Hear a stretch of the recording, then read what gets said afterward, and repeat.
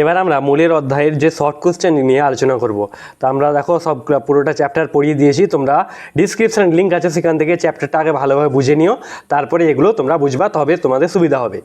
তাহলে দেখো প্রথম কোশ্চেন, পদার্থের পরিমাপের একক কী? তাহলে উত্তর হবে মোল।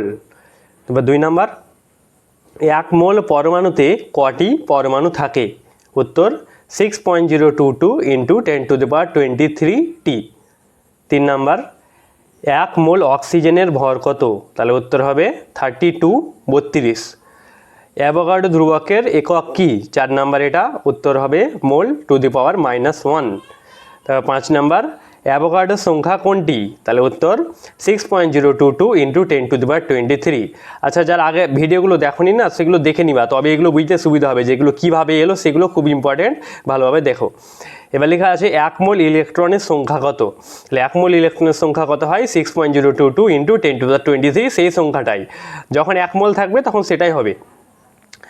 1 মোলের কোনো মৌলের মোলার ভর কত হয়? 40। কোন মৌলের? আচ্ছা, কোন মৌলের মোলার ভর 40 হয়? তাহলে উত্তর হবে ক্যালসিয়াম। ক্যালসিয়ামের ভরটা 40 গ্রাম হয়, 40। তারপরে 2 মোল অ্যামোনিয়ার ভর কত? তাহলে আমরা জানি যে অ্যামোনিয়ার ভর কত হয়, দেখো 1 মোলের হয় 17, তাহলে 2 মোলের কত হবে? 17 × 2 = 34 হবে। নাইট্রোজেনের প্রকৃত ভর কত? তাহলে নাইট্রোজেনের যখন প্রকৃত ভর বলা হবে তখন ইউ এর মানটা দেখো দেওয়া আছে, আর সেটা সংক্ষেপে 28 ইউ। এবার ইউ এর মান 1.6605 × 10⁻27। এটা ক্লাসে আমি পড়িয়েছিলাম, তোমরা দেখো। নাইট্রোজেনের 11.2 লিটার আয়তনের গ্রাম পরমাণু কত হয়? তাহলে 11.2 লিটার আছে, তাহলে এমনিতে কত হয়? 14, তাহলে 14/2, তাহলে অ্যান্সার 7 উত্তর হইল। কোন পদার্থের ক্ষেত্রে সংকেত ভর ব্যবহার করা হয়? জানো তোমরা যে আয়নীয় যৌগের ক্ষেত্রে সংকেত ভর ব্যবহার করা হয়, কারণ সেখানে আয়ন থাকে, কোনো অণুর সংখ্যা থাকে না। তারপর জলের আণবিক ভর কত? দেখো, জল মানে হাইড্রোজেনের 2 আর অক্সিজেনের 16 দিয়ে যোগ করে আনলে 18। অক্সিজেনের একটি পরমাণুর ভর কত? তাহলে উত্তর তোমরা লিখবা 16U 16U। ইউ এর মানটা আগেই বললাম 1.6605 × 10⁻27 কেজি।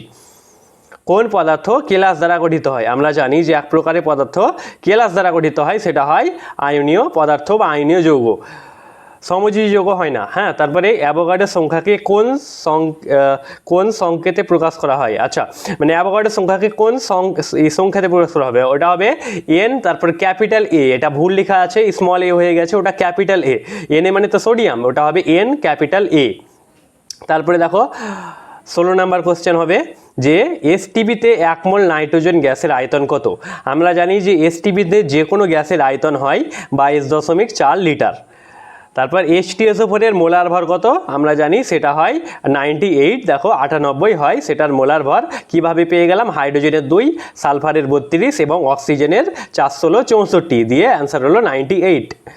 কোন মৌলের ক্ষেত্রে আণবিক ভর ব্যবহার করা হয় না? মানে যেখানে আণবিক ভর ব্যবহার করা যাবে না সেটা হবে আয়নীয় যৌগের ক্ষেত্রে, আর আণবিক ভর ব্যবহার করা হয় সমযোজী যৌগের ক্ষেত্রে। তারপর 19 নাম্বার, অক্সিজেনের অণুতে কটি পরমাণু থাকে? তাহলে আমরা জানি অক্সিজেনের অণুতে 2টি পরমাণু থাকে, একটি অণুতে 2টি পরমাণু থাকে।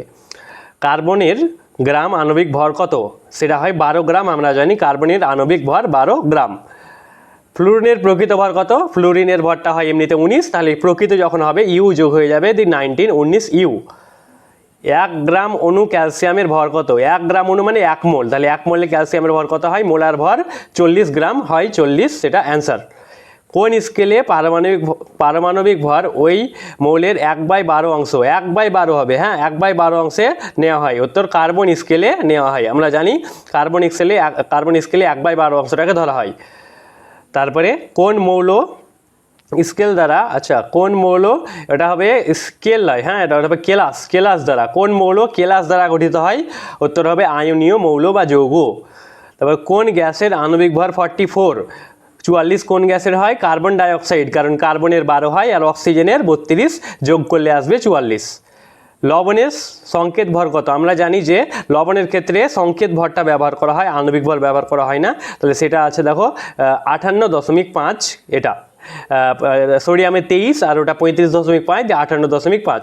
এগুলো ক্লাসে পড়িয়েছি, সেখানে দেখো। ভিডিওটি লাইক করো, চ্যানেলটি সাবস্ক্রাইব করো এবং পরপর দেখো। তাহলে এবার 4 গ্রাম হিলিয়ামের অণুর সংখ্যা কত? 4 গ্রাম মানে 1 মোল। 1 মোলের ক্ষেত্রে 6.022 × 10⁻23, এটা অ্যান্সার। তারপর 2 মোল প্রোটনের সংখ্যা কত? আমরা জানি দেখো 1 মোলের কত হয় 6.022 10^23, তাহলে 2 মোলের কত হবে 2 গণিত ওটা, তার জন্য অ্যান্সার 12.044 ইন্টু 10^-23। 0.5 মোল হাইড্রোজেন গ্যাসের আণবিক ভর কত?